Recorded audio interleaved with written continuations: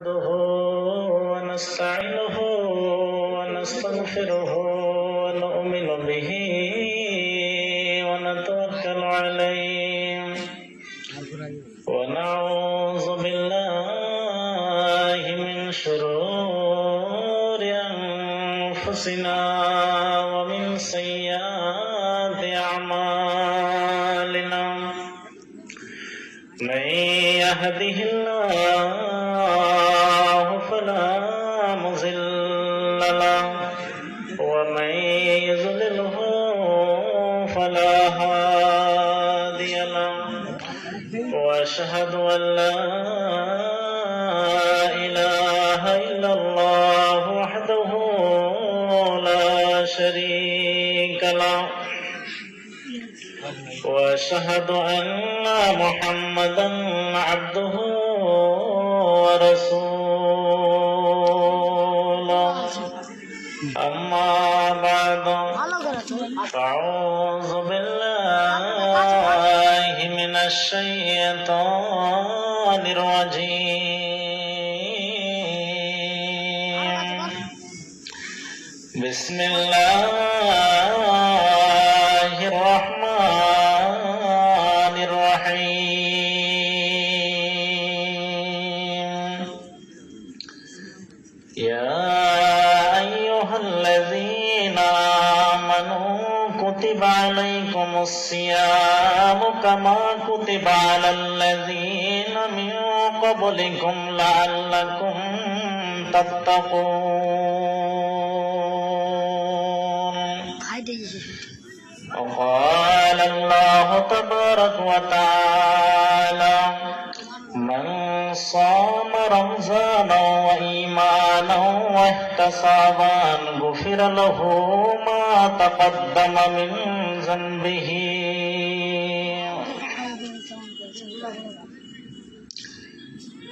ওরে নাদান মুসলমান তোরা কেন বুঝিস না রে আল্লাহর রশি শক্ত হাতে কেন ধরিস না রে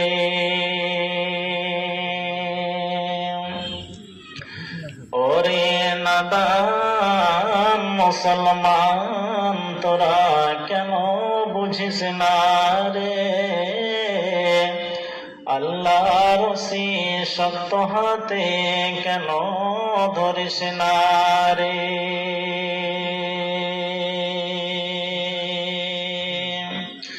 দুদিনের দুনিয়াতে কিসের বাহাদুরি ছেড়ে দে শয়তানি তোর হাতে পায়ে ধরি আমি হাতে পায়ে ধরি শত উপদেশ সবাই মানে তোরা কেন মানিস না রে আল্লাহর রশি শক্ত হাতে কেন ধরিস না রে কেন ধরিস না রে আল্লাহ রসুল নারাজ হবে যে সব আচরণে সেগুলোকে আপন করে নীলি মন প্রাণে আপন করে নীলি মন প্রাণে বয়সকাল ছেলে মেয়ে তোরা কেন ছাড়িস না রে আল্লাহ রশি শক্ত হাতে কেন ধরিস না রে মাস গেল তোর বছর গেল আর কি আছে বাকি মাস গেল তোর বছর গেল আর কি আছে বাকি সবাই তোরা বলনা এসে আমরা নামাজ ধরেছি রে আমরা রোজা ধরেছি আল্লাহ তোদের রহম করে আল্লাহ তোদের রহম করে তোরা কেন করিস না রে আল্লাহ রশি শক্ত হাতে কেন ধরিস না রে, কেন ধরিস না রে। ওরে নাদান মুসলমান কেন বুঝিস না রে, আল্লাহ রশি শক্ত হাতে কেন ধরিস না রে।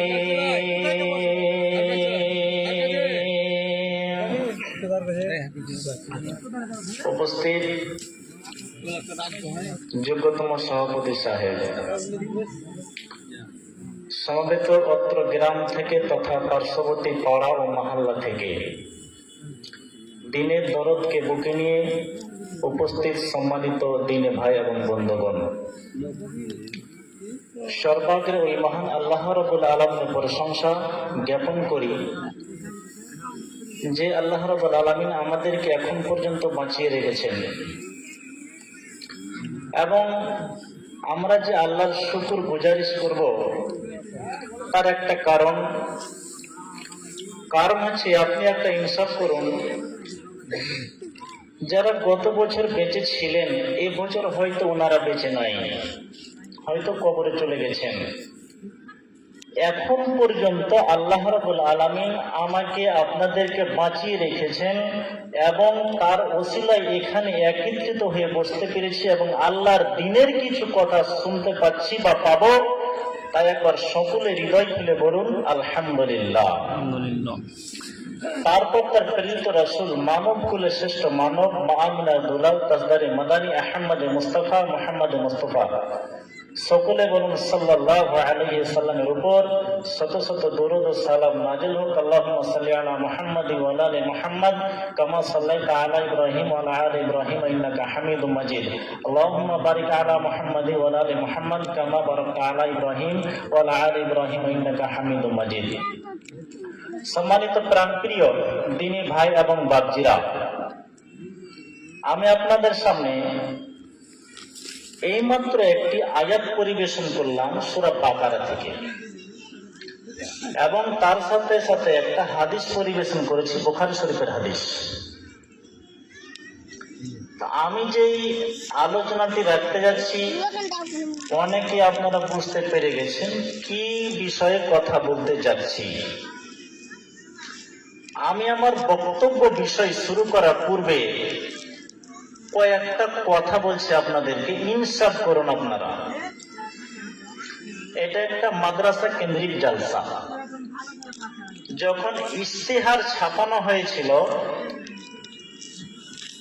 তো ইশতেহারে লেখা আছে কি যে বর্ণাহি সালমান আল ফারসির উন্নতি কল্পে এক বিরাট ধর্মীয় জালসার আয়োজন করা হয়েছে। কত বোঝার চেষ্টা করবেন, কিন্তু হ্যান্ডেলে কিন্তু লেখা আছে যে বর্ণাহি সালমান আল ফারসির উন্নতি কল্পে এক বিরাট ধর্মীয় জালসার আয়োজন করা হয়েছে। বিরাট শব্দ ব্যবহার হয়েছে। আপনাকে আমি এবার বলছি, ওই জায়গাতে বিরাট জালসাটা ব্যবহার না করে ওই জায়গাখানে যদি আপনি ব্যবহার করতে পারতেন এক বিরাট ধর্মীয় মেলার আয়োজন করা হয়েছে তো আল্লাহর মধ্যে খুবই ভালো হতো। এবার আপনি আমাকে প্রশ্ন করবেন কেন? তা আপনি নিজে বিবেক করুন বাবা, যে আপনি জালসার নামে জালসা দিলেন, নাম দিলেন জালসা, কিন্তু রোডটাতে আপনি বেরিয়ে দেখুন তো কি পরিস্থিতি হয়ে আছে, মেলার চাইতে তো ভিড় হয়ে আছে, তো আপনি জালসার নাম দিলেন কেন? জালসা নামটা দিলেন কেন? মেলা আপনি দিতে পারতেন, বেশি ভালো হতো। কোনো মৌলবি লাগতো না, মাওলানা লাগতো না, কাউকে লাগতো না। কমিটির লোক যারা আছেন রাগ করেন আর ঝাল করেন, তিতা লাগলেও কিছু নয়, মিঠা লাগলেও কিছু নয়। আমি একটা কথা বলছি আপনাদেরকে, যে জালসাতে যারা আসে এবং জালসা যারা করে, জালসা করতে গেলে তিনটা লোকের লাভ হয়। আমি কোন এক জায়গাতে বলেছিলাম, আবার বলছি, তিনটা লোকের লাভ হয় জালসাতে। কার কার? এক নম্বর যারা বক্তা, ওদের লাভ হয়। দ্বিতীয় নম্বর কার, যতগুলো দেখেন দোকান আছে, জিলেপির হোক, কচুরির হোক, আর কিছুর বিভিন্ন রকমের দোকান আছে, সব দোকানদারের লাভ হয়। আর 3 নম্বরে কার লাভ হয়? কমিটির লোকের লাভ হয়। এই 3টা লোক ছাড়া জালসার কোনো উন্নতি হয় না, কোনো লাভ হয় না। যদি জালসা করার ইচ্ছাই থাকে আপনার, তা আপনি দিনের বেলায় করুন না কেন, রাতের বেলায় মেলা লাগিয়ে দিয়ে কুদা আর ফাটা নর এবং নারী একত্রিত হয়ে আপনার সামনে যে ডাইরেক্ট জেনা করছে, আপনি কি দেখতে পান না? অথচ নবীজি বলে দিয়েছেন এমন একটা সময় আসবে, এমন একটা জামানা আসবে যে আমার উম্মত ও উম্মতি কি করবে? ইমানকে বিক্রি করবে, আর ইমানকে বিক্রি করার পরে কবরে যাবে। এগুলা জালসা নয়, এগুলা হচ্ছে ইমান বিক্রি করা। জালসা যদি হতো আপনি দোকান বসতে দিলেন কেন? আপনি তো হ্যান্ডবিলে লিখছেন যে বিরাট ধর্মীয় জালসা রে বাবা, তো আপনি জালসার নামে আপনি মেলা বসতে দিলেন কেন, দোকান বসতে দিলেন কেন, এবং নর এবং নারী খোলা ভাবে চলছে কেন? তা আপনার জালসা করার উদ্দেশ্য থাকলে আপনি দিনের বেলায় জালসা করুন, রাতের বেলায় জালসা করে ফালতু ফালতু ইমান খানাকে বিক্রি করছেন কেন? যাই হোক, আমরা কি এগুলো থেকে বাঁচতে হবে? কেন আমাদের ইমান না, ইমান শেষ হয়ে গেছে। আলেম হোক, জালেম হোক, বেদিন হোক, গুন্ডা হোক, আর কিছু হোক, ইমান নাই, ইমান নাই বললে চলে। যাই হোক, আমার এটা অনুরোধ যে আপনারা জালসা করলে দিনের বেলায় করুন, রাতের বেলা বাদ দেন। কারণ রাতের বেলায় জালসা করে কোনো উন্নতি হয় না 3টা লোক ছাড়া। এবার আপনাদের সামনে কথা হচ্ছে এই যে আমরা যে মাসটাতে এখন বর্তমানে উপস্থিত হয়ে আছি, শেষের দিকে আছি, সেটা হলো শাবান মাস। আর কয়েকদিন বাকি আছে। তারপরে আমাদের সামনে চলে আসছে সর্বশ্রেষ্ঠ মাস, রমজানুল মুবারক মাস। কোন মাস আসছে? রমজানুল মুবারক মাস। এই মাসে বিশেষ ফজিলত আছে। যেমন আপনাকে বলি, এখন কোন যদি সরকারি চাকরির লোক থাকেন এখানে, আর উনি যদি 20,000 টাকা মাসে চাকরি করে, ধরুন 20,000 টাকা মাসে চাকরি করছে, এবং সরকার থেকে ঘোষণা পেল যে আগামী এপ্রিল মাস থেকে ওনার বেতন ডবল করে দেওয়া হবে। এবার আপনি বলুন, ওই লোকটা খুশি হবে না বেজার হবে? যদি সরকার ঘোষণা করা হয়, যারা সরকারি চাকরি করে, এখন যদি বলা হয় যে আগামী এপ্রিল মাস থেকে যাদের বেতন ছিল 40,000 টাকা কিংবা 50,000 টাকা, সেই বেতনটা এপ্রিল মাস থেকে বেড়ে গিয়ে ডবল হবে 1 লক্ষ টাকা। এবার আপনি বলেন, ওই লোকটা আনন্দিত হবে না দুঃখিত হবে? আনন্দিত হবে। কেন? যে আগামী এপ্রিল মাস আসতে গেলে ওনার বেতন ডবল হবে, ডবল। তার জন্য উনি এমন প্রস্তুতি নিবে যে এমন মনে হবে যে দিনটিকে ঠেলার মাঝে বেচারি ঠেলে দিয়ে এপ্রিল মাসকে আগিয়ে নিয়ে চলে আসে, কিন্তু বেচারি পারে না।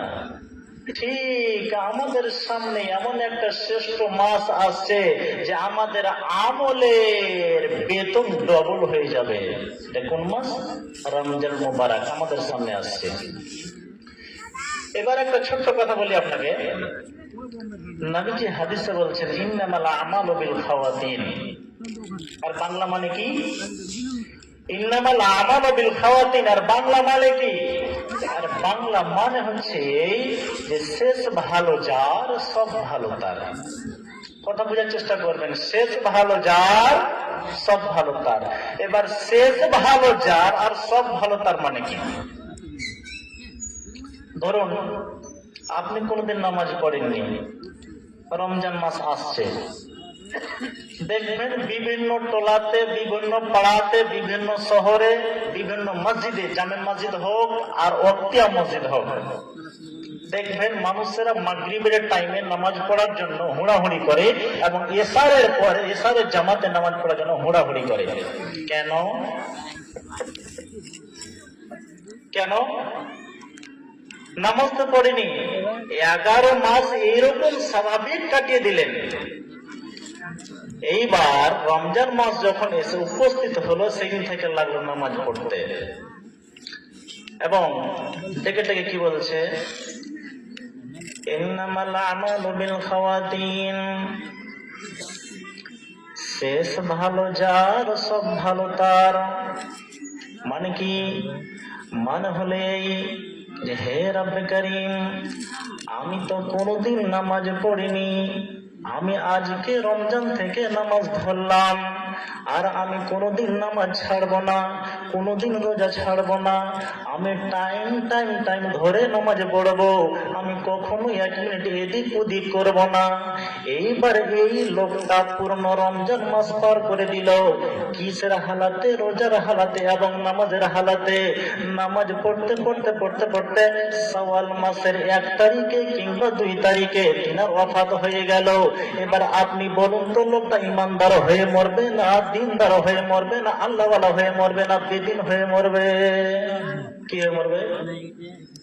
এই যে লোকটা রমজান মাসকে পেল, এবং আপনাকে বলছি কি, আপনার আখিরাতের জীবন কি হিসাবে কাটবে? তা আপনি যদি এই দুনিয়াতে আল্লাহকে ডেকে ডেকে ডেকে ডেকে মৃত্যুবরণ করেন ইমানের হালাতে, তা আপনার জীবনটা কেমন হয়ে কাটবে? তো ওই রকম হয়ে কাটবে। কিসের হালাতে? তো ইমানের হালাতে। আপনি যদি আল্লাহকে ডেকে ডেকে শেষের বেলায় মরেন, তো আপনার আখিরাতের জীবনটা ওই আমলের উপরে ডিপেন্ড করবে। তো কি বুঝলেন? শেষ ভালো যার সব ভালো তার। শেষের বেলা আপনি যা করলেন সেই আমল খানে আল্লাহর কাছে কাজে লাগবে এবং তার বিনিময়ে হয়তো জান্নাত যেতে পারবেন। এবার আপনাকে একটা কথা বলি, রমজান মাস যে আসছে আমাদের কাছে, তা আপনি কি ছাড়বেন আর কি ধরবেন আর কি করবেন? আপনাকে একটা একটা করে বলছি, শুনেন। কি? আপনি যদি রমজান মাসে রোজা রাখতে যান, তো রোজা রাখতে গেলে আপনার চতুর্দিকে তাকাতে হবে। কি তাকাতে হবে? আপনি কোন পথে ইনকাম করেছেন, আপনার পথটা আপনাকে আগে বাছাই করতে হবে। আপনার যদি পথ থাকে হারাম উপায়ের পথ, আর সেই পথটাকে আগে বন্ধ করতে হবে। কারণ কি? হারাম পথে ইনকাম করে হারাম টাকার খানা খেয়ে আপনার যে সাহারি খাবেন, সে সাহারিটা কখনো বরকত হবে না, এবং সে সাহারি খেয়ে আপনি যে রোজা রাখবেন সে রোজাটাও হবে না। কেন? আপনার বডিটা হারাম। আপনার বডি যদি হারাম থাকে আপনার রোজা হবে না, আপনার রোজা কখনো হবে না, কখনো হবে না। কেন? নবীজি বলছেন মাতআমুকা হারামুন, তুমি যে খাবারটা খেয়ে আছো সে খাবারটা হলো হারাম, আর হারাম খেয়ে তুমি যে রোজা রাখবে সে রোজা তোমার কখনো হবে না। তারপরে বলছেন মালবাসুকা হারামুন, তোমার যতগুলো মাল আছে, তোমার পোশাক আছে, তোমার লুঙ্গি আছে, কাপড় আছে, ধড়ি আছে, সবগুলো তোমার হারাম।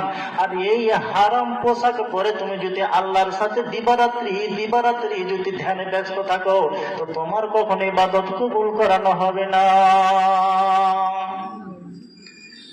তাহলে আগে তোমার পথ যদি হারাম থাকে, হারাম উপায় ইনকাম করছেন, সেই ইনকামটাকে আগে বন্ধ করতে হবে। কারণ কি? নবীজি বলেছেন ইয়া আইয়ুহাল্লাযীনা আমানু, হে ঈমানদার গণেরা। শব্দ ব্যবহার হয়েছে কি? আমানু, মানে কি? ঈমানদার গণেরা। তোমরা যারা আল্লাহকে এক বলে মেনেছো, রাসূলকে মেনেছো এবং তার হাদিসকে মেনে আছো, তোমরা কে বলছি শোনো, কুতিবা আলাইকুমুস সিয়াম, তোমাদের উপরে সিয়াম ফরজ করা হয়েছে, রোজা ফরজ করা হয়েছে। তারপরে হাদিসে কি বলছেন? মান সামা রমজানা ঈমানান ওয়া ইহতিসাবান গুফিরা লাহু মা তাকাদ্দামা মিন যানবিহি। যদি কোন মানুষ ইমানের সাথে সবের আশায় পূর্ণ রোজা রেখে দেয়, তো নবীজি বলছেন সেই লোকটার বিগত দিনের সম্পূর্ণ গুনাহগুলোকে মাফ করে দেওয়া হয়। একবার জোরে সোরে বলুন সুবহানাল্লাহ। এখানে ব্যবহার হচ্ছে কি? যে ইমানের সাথে। এবার আপনি সুদ খাবেন, ঘুষ খাবেন, হারাম পথে ইনকাম করবেন, এটা তো ইমানের সাথে পড়ে না। তাহলে ইমান যদি আপনাকে রাখতে হয়, নবীরা যেভাবে কাটিয়েছেন, নবীর সাহাবাগুলো যেভাবে দিন কাটিয়েছেন, সেইভাবে আপনাকে কাটাতে হবে। যেমন আপনি সুদে জড়িত হয়ে আছেন আর সুদ খাচ্ছেন, আপনার সুদের ব্যবসাও চলছে আপনার গোটা পরিবারে, আর সুদের ব্যবসা করার পরে আপনি রোজা রাখছেন, সারাদিন অনাহারে থাকছেন, লাভ কি? কিছু লাভ হবে না। কেন? যে আপনাকে ইমানের সাথে রাখতে, আপনার ইমানটাকে পাকা করতে হবে। আপনার ইমান যদি কোনো ঝামেলা থাকে, আপনার রোজা হবে না। তারপরে কি হতে হবে? আপনার যদি কারো উপরে দুশ্মনী থাকে, যদি আপনার কারো উপরে দুশ্মনী থাকে, সেই লোকটাকে ক্ষমা করে দিতে হবে। কারোর উপর যদি আপনার রাগ থাকে, সে রাগটাকে হজম করে নিতে হবে। মানে কি? আপনি আর যদি কোনো ব্যক্তির উপরে আপনার রাগ থাকে, রাগ আছে, দুশ্মনী হালাত হয়ে আছেন, আর এরকম হালাত আপনি রোজা রেখে আছেন, কিচ্ছু লাভ হবে না। কেন? আপনার বডিটাই সম্পূর্ণ পরিষ্কার করতে হবে, সম্পূর্ণ পাক রাখতে হবে। তারপরে আপনি যদি সিয়াম রাখেন তো আপনার হবে, নচিত হবে না। হারাম পথে ইনকাম করে হারাম খেয়ে আপনার কখনো সিয়াম হবে না, রোজা হবে না, কোনো ইবাদত কবুল হবে না। তো আপনি যে ব্যক্তির উপরে রাগ করে আছেন, ধরেন, তো রাগটাকে আপনাকে কি করতে হবে? মানিয়ে নিতে হবে, মিটিয়ে দিতে হবে। কারণ রাগানো কি জায়েজ আছে? আপনি যে কোনো ব্যক্তির উপরে রাগ করে আছেন, তো রাগ করা কি জায়েজ আছে? হ্যাঁ না বলুন? যদি দিনের ব্যাপারে হয় তো রাগ করা জায়েজ আছে, যদি দুনিয়ার ব্যাপারে হয় তো রাগ করা জায়েজ নয়। যেমন আপনাকে বলি, আপনি এখানে বসে আছেন আর আপনি কিছুক্ষণ পর বাড়ি যাবেন, আর বাড়ি যখন যাবেন আপনার স্ত্রী এত বড় অ্যান্ড্রয়েড বালা মোবাইলে আপনার স্ত্রী সিরিয়াল দেখতে আছে। এবার আপনি বাড়ি গেলেন, বাড়ি যাওয়ার পর যে বলছেন, ও দুলালের মা, এই মোবাইলটাকে বন্ধ করো, তুমি যে সিরিয়াল দেখছো বর্তমানে সেই সিরিয়াল দেখাটা বন্ধ করো। এবার আপনার স্ত্রী আপনাকে বলছে, একটু দেখি না, জি থামো, একটু দেখেলি।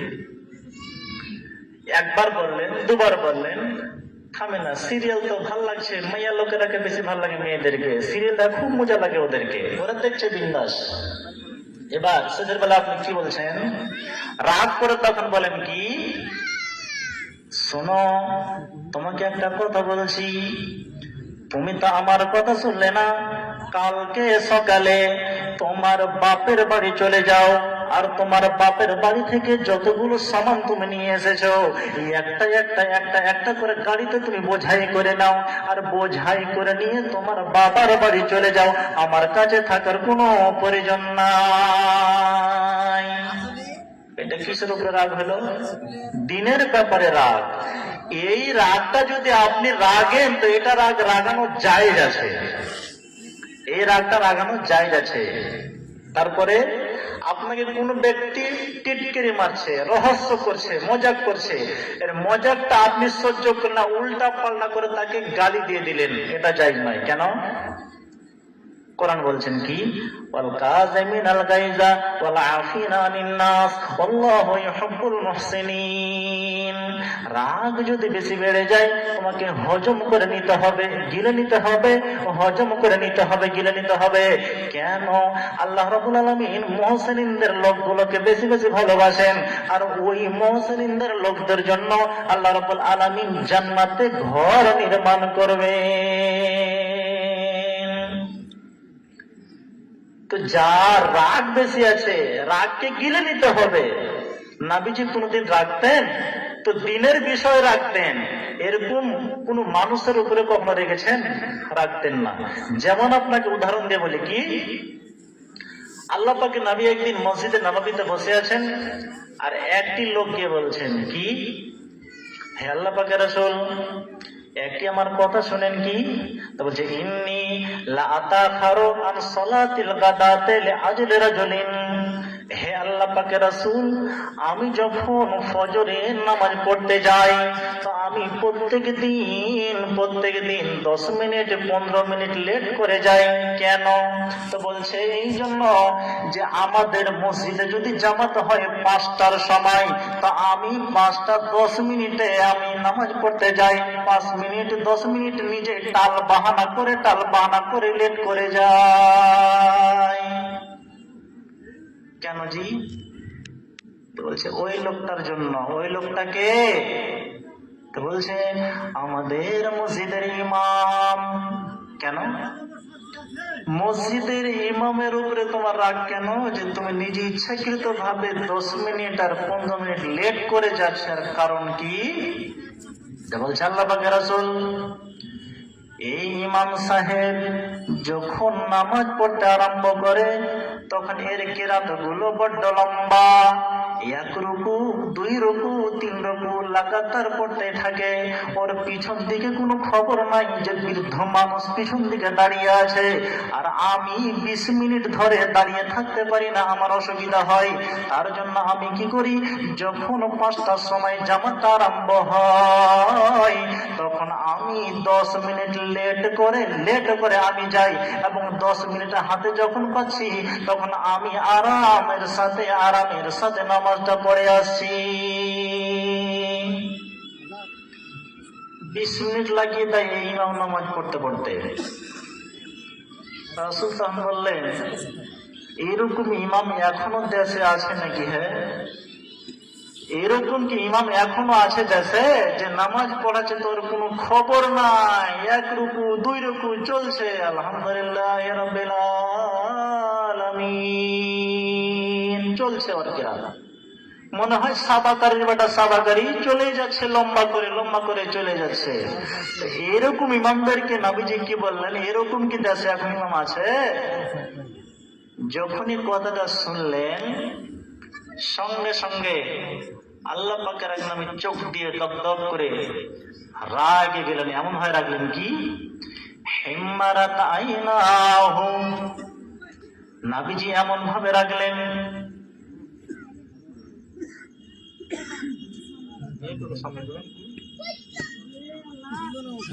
কি আসলে কি ওন্ডে নবীজি রাগলেন হিম্মারাত আইনাহু, নবীজি এমন ভাবে রাগলেন যে চোখগুলো সুরুক হয়ে গেল, লাল হয়ে গেল। যেমনই লাল হয়ে যাওয়া সঙ্গে সঙ্গে বলছেন, ও দুনিয়ার ইমামেরা। কি বলছেন? রাগ তো চলে গেছে নবীজির। ও দুনিয়ার ইমামেরা, কি বলছেন? তোমরা যারা ইমামতি করবে খবরদার সাবধান। তুমি যখন নামাজ পড়াবে তুমি পিছন দিকে লক্ষ্য রাখবে। কেউ হয়তো বয়স্ক মানুষ আছে, কারোর হয়তো মাথা ব্যথা আছে, কারোর হয়তো পা ব্যথা আছে, কোন ব্যক্তি হয়তো কোনো জায়গা যাবে তার কোনো সমস্যা আছে। এই সমস্যাকে তুমি দেখো, দেখার পরে তুমি মাথায় একটা চিন্তা করো, আর চিন্তা করার পরে তুমি যত পারো কেরাতগুলোকে হালকা করো এবং মার্জিত আকারে ছোট করো, লম্বা কেরাত করিও না। তো নবীজি রাখতেন দিনের ব্যাপারে, রাখতেন দুনিয়ার ব্যাপারে রাখতেন না।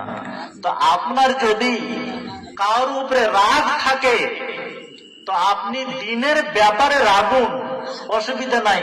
আর দুনিয়ার ব্যাপারে যদি রাগ হয় সেটাকে গিলে নেন, আপনার জন্য জান্নাতে ঘর নির্মাণ করা হবে, গিলে খেয়ে নেন। তারপরে বলছি আপনাকে, এখানে যতটি লোক বসে আছেন একটা কথা বলছি, ফারিস্তারা জান্নাত আছে ওদের, ফারিস্তাদের। হ্যাঁ না বলুন? ফারিস্তারা ইবাদত করে? জি করে। এবারে এত যে ইবাদত করে ফারিস্তারা, তো কাল কিয়ামতের দিন ওদের জান্নাত আছে জাহান্নাম আছে, ওরা জান্নাতে যাবে? হ্যাঁ না বলুন? ওরা কত ইবাদত করে? আলেমের দিন বসে আছেন, জিজ্ঞাসা করবেন কত ইবাদত করে তারা। কিয়ামতের দিন একটা ফারিস্তাকে আল্লাহ রাব্বুল আলামিন খাড়ো করবেন, আর খাড়ো করার পরে আল্লাহ তাআলা জিজ্ঞেস করে বলবেন কি খবর? ওই ফারিস্তা আরবিতে কথা বলবে। কি বলবে? তো বলছে মা আবাদুকা ইয়া রাব্বি হাক্কা ইবাদাতিকা, হে আল্লাহ রাব্বুল আলামিন, আমরা ঠিক করে ইবাদত করে দিতে পারলাম না, তাই দুঃখিত আমি।